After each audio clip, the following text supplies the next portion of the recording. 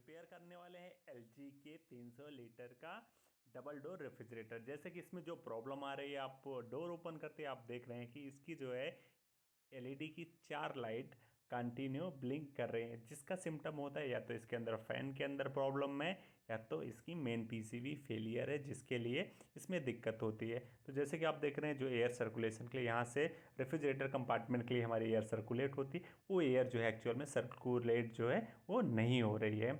और इसको भी हम लोग करेंगे बंद। और ऊपर जैसे कि देखो, इसके अंदर बहुत सारा सामान इसके अंदर हमारा रखा हुआ है। तो सबसे पहले इस सामान को हम लोग एक एक करके आराम से जल्दी से हम लोग इसको कर लेंगे टोटली रिमूव। जैसे कि आप दोस्तों देख रहे हैं, इसके अंदर ये बहुत सारी आइस जो है जमी हुई है, क्योंकि अगर हमारा फैन चलता है तो उससे एयर सर्कुलेट प्रॉपर होती रहती है। अगर एयर सर्कुलेट नहीं होगी तो इस तरह से जो कूलिंग जहाँ तक इसका क्राइटेरिया होता है वहाँ पे फास्टिंग हो जाएगी, जिससे कि ना तो रेफ्रिजरेटर के हमारे फ्रीज़र वाले कंपार्टमेंट में कूलिंग हुई, ना ही हमारे रेफ्रिजरेटर वाले कंपार्टमेंट में कूलिंग होगी। तो सबसे पहले इस सामान को हम लोग टोटली रिमूव कर लेंगे।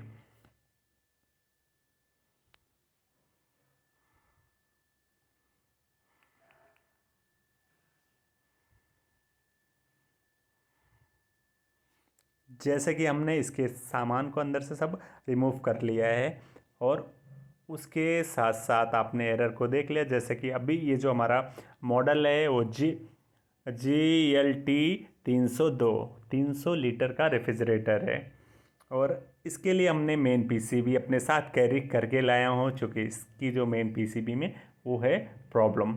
तो जैसे कि आपको एक बार मैं दिखा देता हूँ, ये इसकी जो है हमारी मेन पीसीबी, ये हमारी जो है इसमें से मेन पीसीबी है।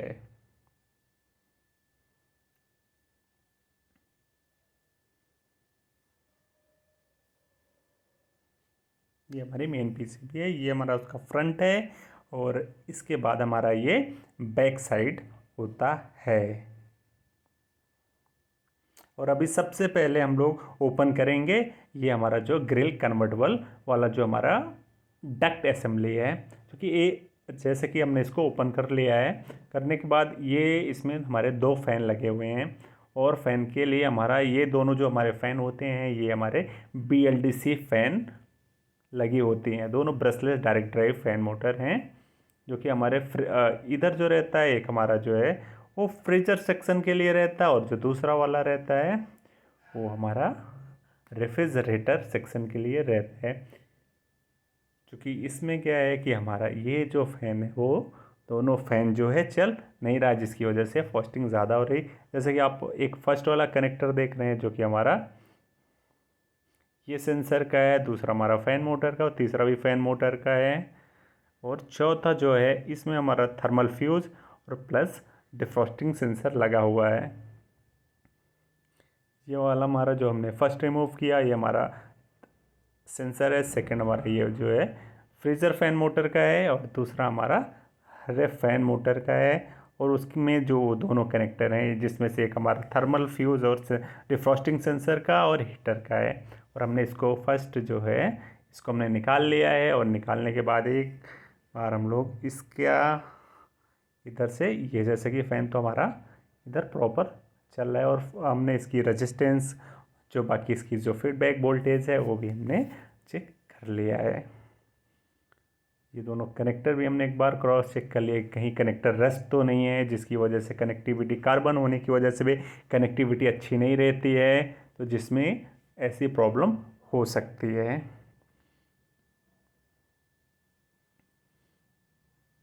और ये जैसे कि हमने ये हमारा इसमें जो है सेंसर, टेम्परेचर सेंसर ये हमारा इधर लगा होता है।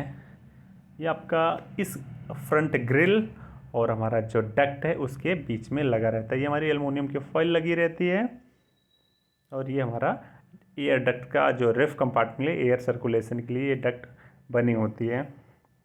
जैसे कि आप देख रहे हैं, अभी हम लोग इसके अंदर जो लगा हुआ सेंसर है उसका जो है रेजिस्टेंस जो जब भी एकदम रूम टेम्परेचर पे आपका जो रहता है तभी जो इसका हमें रेजिस्टेंस मिलता है। जैसे कि आप देख रहे हैं, इसमें हमें 1 किलो ओम से 2 किलो ओम्स जो है नॉर्मली जब भी हम हमारे रूम टेम्परेचर पे रहता है तभी हमें ये वैल्यू मिलती है। जैसे कि आप देख रहे हो इस पे हमें जो है 4 किलो ओम्स जो है हमें इस सेंसर की वैल्यू मिल रही है। और थोड़ा सा जैसा कि हम लोग इसको जिस तरह से रफ़ करेंगे तो इसका टेम्परेचर जो है, इसका जो रेजिस्टेंस है वो घटती चली जाती है।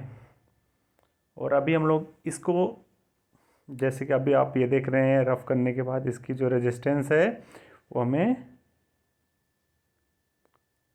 2 किलो ओम्स 2.5 किलो ओम्स इसकी रेजिस्टेंस अभी आ रही है। और अभी हम लोग इसको जो है, ये जैसे कि आप देख रहे हैं आइस है और आइस के अंदर हमने थोड़ा सा डाल दिया नमक, क्योंकि हमें इसका टेम्परेचर ले जाना है नेगेटिव में। तो उसको डाल के अभी हमने इसके अंदर रख दिया। तो अभी इसका जो टेम्परेचर है -10 डिग्री, -12 डिग्री और -14 डिग्री तक चला जाता है। तो जैसे कि अभी हम लोग इसको लगाने के बाद मीटर पे हम इसकी वैल्यू चेक करेंगे। जैसे कि हमने फर्स्ट बाहर रूम टेम्परेचर पे चेक किया था 2 से 3 डिग्री, सॉरी 2 किलो ओम से 3 किलो ओम्स था। और अभी जैसे कि ये आप देख रहे हैं कि इसकी जो रेजिस्टेंस है 9 किलो ओम से आपका इंक्रीज होती जा रही है। तो इसका मतलब जो सेंसर है वो हमारा टेम्परेचर को बहुत अच्छी तरह से सेंस कर रहा है। तो हमने इस चीज़ को, कभी ऐसी प्रॉब्लम्स आती है तो आप, जैसे कि हम अपने फर्स्ट चेक किया था तो इसकी जो 2 किलो ओम्स रूम टेम्परेचर पे आपको रेजिस्टेंस मिल रही थी, अभी आपको जो रेजिस्टेंस इस पे मिल रही है धीरे धीरे 2 से 4 किलो ओम से ये जो है कंटिन्यू, जैसे हमारे ये जो कंटेनर है आइस का कंटेनर, जैसे उसका टेम्परेचर हमारा नेगेटिव जा रहा है उसी हिसाब से इसका जो टेम्परेचर है, इसकी जो रेजिस्टेंस है वो इंक्रीज़ होती जा रही है। और इसका मतलब हमारा जो ये सेंसर है वो बराबर। और अभी हम लोग इस पीसीबी को, जिसमें प्रॉब्लम है उस पीसीबी को अभी हम लोग करेंगे रिप्लेस। अभी हम लोग इसमें लगे हुए जो कनेक्टर हैं वो कौन कौन से कनेक्टर हैं जो इसमें लगे हुए हैं उसके बारे में हम लोग जानेंगे। ये जो पहले आप जो ये कनेक्टर देख रहे हैं हमारे एलईडी जो लाइट्स, फ्रिज के अंदर जो लाइट्स ग्लो करती है उस चीज़ का कनेक्टर ये लगा होता है। तो अभी ये वाले कनेक्टर को हम लोग इधर से निकाल लेंगे। इसके बाद जो हमारा ये वाला सारा कनेक्टर होता है जो डिस्प्ले की लाइट एलईडी लगी हुई हैं जिसको हम लोग टेम्परेचर कंट्रोल करते हैं उसका रहता है। और इसमें जो है हमारा चार जो चार जो कनेक्ट 4 से 4 सेंसर्स रहते हैं। और 4 सेंसर में आपका, जिससे वो 4 सेंसर में जैसा आपका फ्रीज़र का सेंसर, रेफ्रिजरेटर का सेंसर, डिफ्रॉस्टिंग सेंसर और रूम टेम्परेचर का सेंसर, और इसमें आपका एक जो रहता है वो आपका बज़र का रहता है और आपका डोर स्विच का भी कनेक्शन इसी में रहता है। जैसे कि आप ये देख रहे हैं इसमें जो है आपके इसमें 4 सेंसर, उसके बाकी इसके नीचे जैसे हम लोग आएंगे ये हमारा कंप्रेसर के लिए जो हमारा इसमें डायरेक्ट ड्राइव कंप्रेसर है, बीएलडीसी कंप्रेसर, उसके लिए ये हमारा मेन इनपुट रहता है जो हमारे मेन पीसीबी को सप्लाई मिलती है। और ये जो हमारा रहता है ये साइड में आपका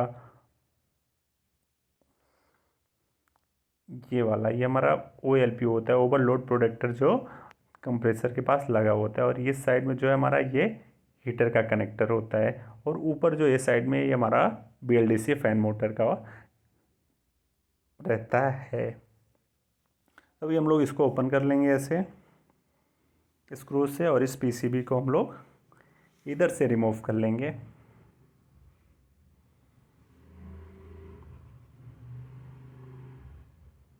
जैसे कि हमने इसका सारे कनेक्टर को पीसीबी से निकाल लिया है।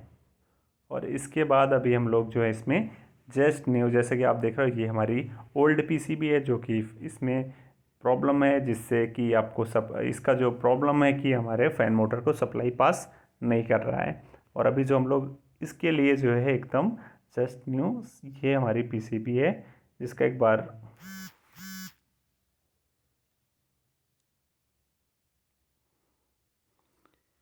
पार्ट कोड मैच कर लेते हैं। जैसे आपका ये आपका पार्ट कोड है और सेम ही पार्ट कोड का हम इसके अंदर अभी नई पीसीबी लगाने वाले हैं। जैसे कि आप देखें सेम पार्ट कोड है और इसको अभी हम लोग इसमें करेंगे फिट।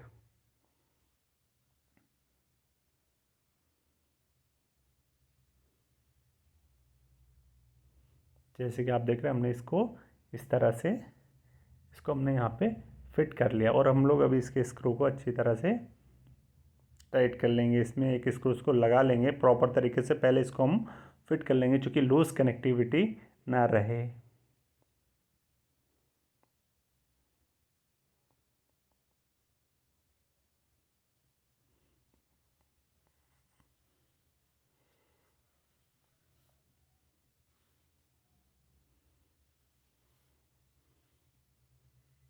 जैसे कि हमने इसे कट कर लिया और अभी हम लोग इसके स्क्रूज को अच्छी तरह से इधर से लगा के, और इसको हमें एक सिंगल स्क्रूज हैं जिसे हमें इसमें कस देना है।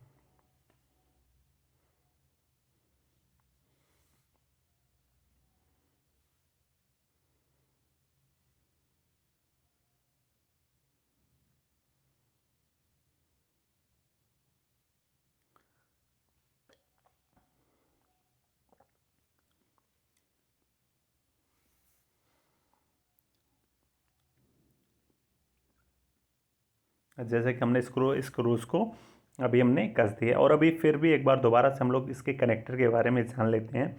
जैसे कि जो हम लोग फर्स्ट ये कनेक्टर को इंस्टॉल किया, ये कनेक्टर हमारे जो होते हैं, जो इसका आपके रेफ कंपार्टमेंट में लाइट ग्लो होती है, एलईडी लाइट्स, उसका कनेक्टर ये हमारा होता है। और इसके बाद जो है हमारे मेन टेम्परेचर कंट्रोल, जिससे आप कन्वर्टेबल और उसके साथ एक्सप्रेस फ्रिज या रेफ्रिजरेटर या फ्रीज़र का टेम्परेचर इंक्रीज़ करते हैं, उसके लिए हमारा पूरा डिस्प्ले का कनेक्टर होता है।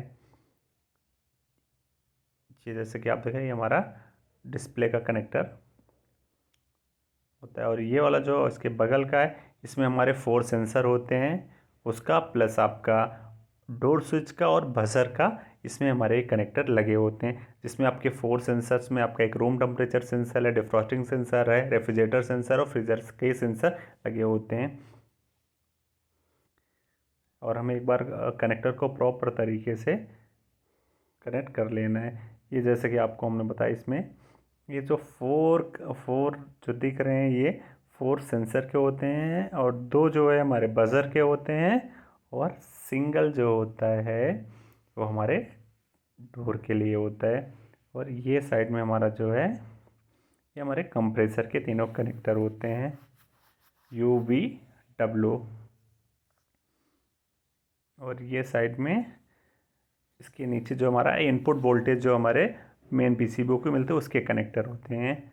और ये साइड हमारा जो ये लगा, ये हमारा ओवरलोड प्रोटेक्टर, जो हमारी ओएलपी होती है जो कंप्रेसर के पास लगी होती है, ये ओवरलोड प्रोटेक्टर उसके लिए लगा होता है। और इसके बाद जो हमारा ये साइड में कनेक्टर है, ये हमारे डिफ्रॉस्टिंग के लिए जो हीट एलिमेंट को स्टार्ट करता है, उसके लिए ये कनेक्टर हमारा लगा होता है।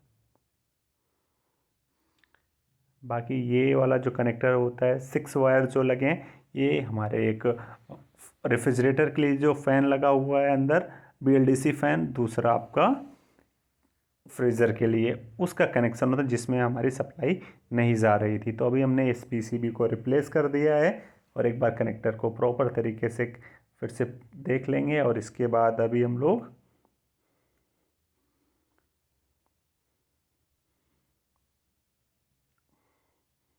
इसमें, ये हमारी मेन आईसी होती है जो कंप्रेसर को सप्लाई पास करती है।